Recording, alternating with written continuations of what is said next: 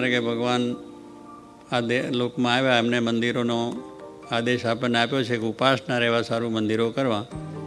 અને એ દેવ મહારાજે પછી બધા મંદિરો કર્યા છે લઈને, એ વાત કરીને, અને એ પ્રમાણે આ મંદિરો શાસ્ત્રી મહારાજ પણ કર્યા છે. અને યોગી બાપાનો આદેશ છે મંદિર મોટું થશે એટલે થાય છે.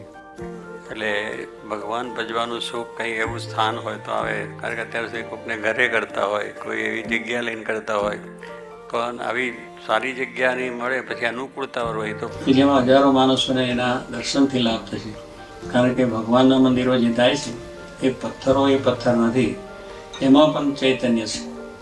મહારાજે પણ કહ્યું છે, સ્વામીએ પણ કહ્યું છે કે આ પથ્થરો પણ સત્સંગ કરાવશે, એમાં કોઈ ભેદભાવ હોતો નથી.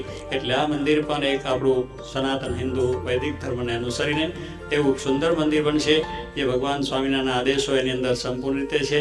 અને સાથે સાથે આપણા બીજા અવતારી પુરુષો જે થયા છે એમની પણ સ્થાપના થશે.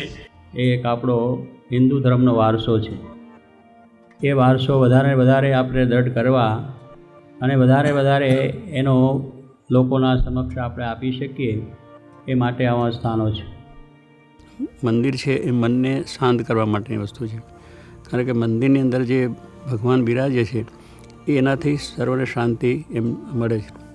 એટલે મંદિરોથી આપણા સંસ્કાર છે, મંદિરોથી આપણી સંસ્કૃતિ વધે છે, મંદિરોથી આપણો આધ્યાત્મિકવાદ વધે છે. એટલા માટે મંદિરો છે. મંદિરો છે એટલે ખાલી પથ્થરો અને એને મૂકીને લોકોને પ્રદર્શન કરવાની વાત નથી, પણ એની અંદરથી માણસોની એક શુદ્ધ ભાવનાઓ પ્રગટે કે આવું મંદિર થયું છે, એનો કોઈ ગુણ લેશે કે મંદિર બહુ સારું છે, તો પણ ભગવાન તો એનું કલ્યાણ કરે. હજારો માણસો એમાં આવશે, હજારો માણસો દર્શન ભગવાનના કરશે, સંતોની કથા વાર્તા સાંભળશે, ભજન કીર્તન એમાં કરશે, એનો મોક્ષ થશે. એટલે કલ્યાણ માટે થઈ કે ના થાય.